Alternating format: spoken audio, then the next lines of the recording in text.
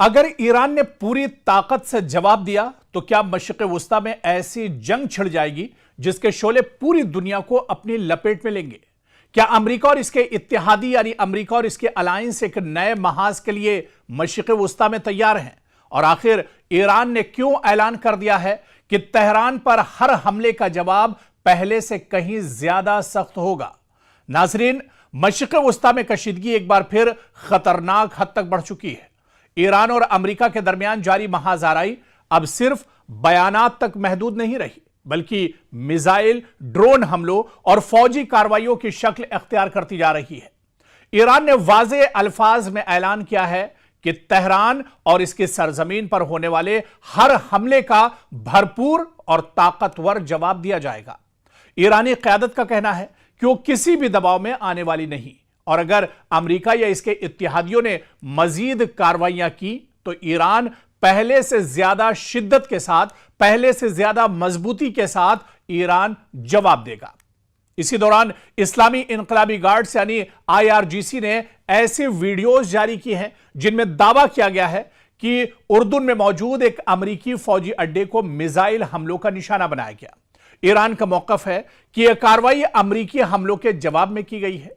दूसरी जानिब जॉर्डन का कहना है कि उसने अपनी फजाई हुदूद में दाखिल होने वाले तमाम बैलिस्टिक मिसाइलों को तबाह कर दिया।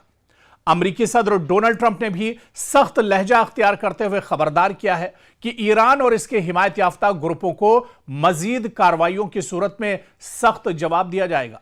वॉशिंगटन इस वक्त इराक, शाम और दीगर इलाकों में ईरान से वाबस्ता ग्रुपों के खिलाफ मजीद फौजी इकदामात पर गौर कर रहा है, और दूसरी तरफ ईरान के अंदर भी सूरत हाल कशीदा है। मगरबी आज़रबाईजान के सरहदी इलाके में एक मिसाइल गिरने की इत्तला मिली है। अगरचे हुकाम के मुताबिक इसमें कोई जानी नुकसान नहीं हुआ है। दूसरी जानिब इजराइल ने दावा किया है कि लबनान में ईरान के हिमायत याफ्ता हिजबुल्लाह ने एक इजरायली फौजी गाड़ी को ड्रोन हमले का निशाना बनाया है। और सिर्फ यही नहीं, यमन में हूसी मुजाहिदीन ने भी सऊदी अरब के तेल के मराकिज और बाबुल मुंदब के करीब सऊदी मफादात से वाबस्ता बहरी जहाजों पर हमलों का सिलसिला तेज कर दिया है। इसके जवाब में अमेरिका और सऊदी अरब ने इराक में ईरान नवाज ग्रुपों के खिलाफ मुश्तरका फजाई कार्रवाई की है, जिनमें मुताद्दिद जंगजुओं की हलाकत के इत्तलात हैं। तो दूसरी जानिब एक और अहम पेशरफ्त यह है कि ईरान ने अबनाए हुर्मुज के हवाले से ओमान की मुश्तरका निगरानी की तजवीज भी मुस्तरद कर दी है। अबनाए हुर्मुज दरअसल दुनिया की तवानाई सप्लाई की सबसे अहम गुजरगाहों में शुमार होती है, जहां से आलमी मंडी में जाने वाले तेल का बड़ा हिस्सा गुजरता है। अगर यही कशीदगी मजीद बढ़ी या बहरी आमदोरफ्त मुतासिर हुई तो इसके असरात सिर्फ मशरिक़ वुस्ता तक महदूद नहीं रहेंगे, बल्कि पूरी दुनिया की मईशत, तेल की कीमत और आलमी तिजारत पर भी इसके असरात पड़ सकते हैं। अब सबसे बड़ा सवाल यही है कि क्या ईरान वाकई अपनी धमकी पर अमल करते हुए मजीद बड़े हमले करेगा? क्या अमेरिका भी मुकम्मल फौजी कार्रवाई की तरफ बढ़ेगा, या फिर सिफारती कोशिशें इस बहरान को एक बड़ी जंग में तब्दील होने से रोक सकेंगी? फिलहाल इतना जरूर कहा जा सकता है कि मशरिक़ वुस्ता एक इंतहाई नाजुक मरहले में दाखिल हो चुका है। हर नया हमला, हर नया बयान और हर नई फौजी कार्रवाई इस खित्ते को एक ऐसी जंग के मजीद करीब ले जा रही है जिसके असरात पूरी दुनिया दरअसल अब महसूस कर रही है या फिर आने वाले दिनों में महसूस करेगी। इसीलिए आने वाले चंद दिन न सिर्फ ईरान और अमेरिका बल्कि पूरी दुनिया के लिए इंतहाई फैसलाकुन साबित हो सकते हैं। एक बार फिर ईरान ने दुनिया को चौंका दिया है। जी हां, जब इससे पहले मुश्तरका हमला हुआ था, इजराइल और अमेरिका ने ईरान पर हमला किया था, उस वक्त भी आपको याद होगा कि ईरान ने दुनिया को चौंका दिया था। या उससे पहले, थोड़ा सा और पहले जाइए, जब इजराइल ने अकेले हमला किया था तेहरान पर, उस वक्त भी ईंट का जवाब पत्थर से ईरान ने दिया था। और अब जब मशरिक़ वुस्ता में अमेरिका और ईरान के दरमियान ठनी हुई है तो एक बार फिर ईरान ने दुनिया को चौंका दिया है। ईरान ने दरअसल ओमान की वो तजवीज भी मुस्तरद कर दी है जिसके तहत अबनाए हुर्मुज की मुश्तरका निगरानी की बात की जा रही थी। तेहरान ने साफ अल्फाज में कह दिया कि अबनाए हुर्मुज पर इख्तियार किसी के साथ तकसीम नहीं होगा। अब ईरान ने अपनी अलग तजवीज पेश कर दी है जिसे कई मुबस्सिरीन तेहरान की बड़ी सिफारती कामयाबी करार दे रहे हैं। सवाल यह कि आखिर ईरान ने यह पेशकश क्यों ठुकरा दी? अबनाए हुर्मुज इतना अहम क्यों है और इस फैसले से अमेरिका या फिर खलीजी ममालिक और पूरी दुनिया पर क्या कुछ असर पड़ सकता है? दरअसल इसे तफसील से समझना होगा, क्योंकि ईरान के नायब वजीर खारजा काजिम गरीब आबादी ने सरकारी नशियाती इदारे से गुफ्तगू करते हुए कहा कि ओमान की तजवीज़ में ईरान के बुनियादी खदशात को दूर नहीं किया गया था।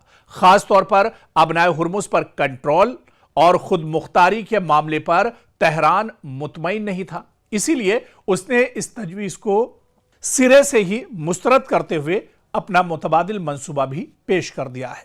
और यह पेशरफ्त एक ऐसे वक्त में सामने आई है जब खित्ते में अमेरिका और ईरान के दरमियान कशीदगी मुसलसल बरकरार है और अबनाए हुर्मुज आलमी सियासत का सबसे हसास समंदरी रास्ता बन चुका है।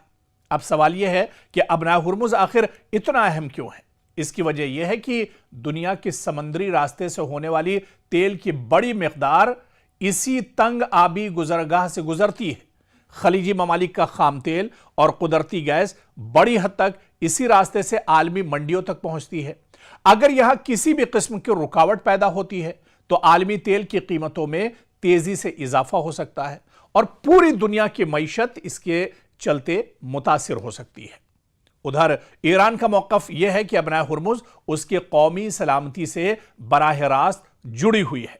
तेहरान नहीं चाहता है कि किसी मुश्तरका इंतजाम या बैनुल अक़वामी निगरानी के जरिए उसके इख्तियारात महदूद किए जाएं।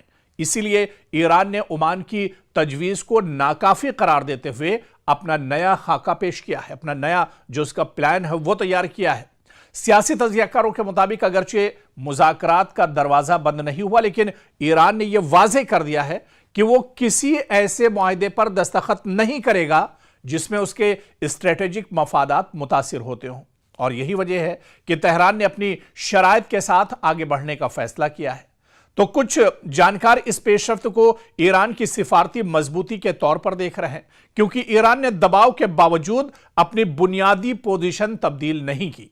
ताहम यह कहना कबल अज़ वक्त होगा कि यह हतमी या फैसला कुन कामयाबी है, क्योंकि मुज़ाकरात अभी जारी हैं, बातचीत चल रही है और दोनों फरीक किसी काबिल कबूल मुआहिदे तक पहुंचने की कोशिश कर रहे हैं। तो इसी वजह से अब सबकी नजरें इस बात पर हैं कि आया ओमान ईरान की नई तजवीज़ को कबूल करता है या फिर मुज़ाकरात मजीद पेचीदा हो जाते हैं। और अगर किसी मुआहिदे पर इत्तेफाक न हो सका तो फिर खित्ते में कशीदगी बरकरार रह सकती है, जिसके असरात आलमी तवानाई के मंडियों और बैनुल अक़वामी तिजारत पर भी साफ तौर पर मुस्तकबिल में या कुछ दिन आने वाले कुछ दिनों में साफ तौर पर इसके असरात देखने को मिल सकते हैं।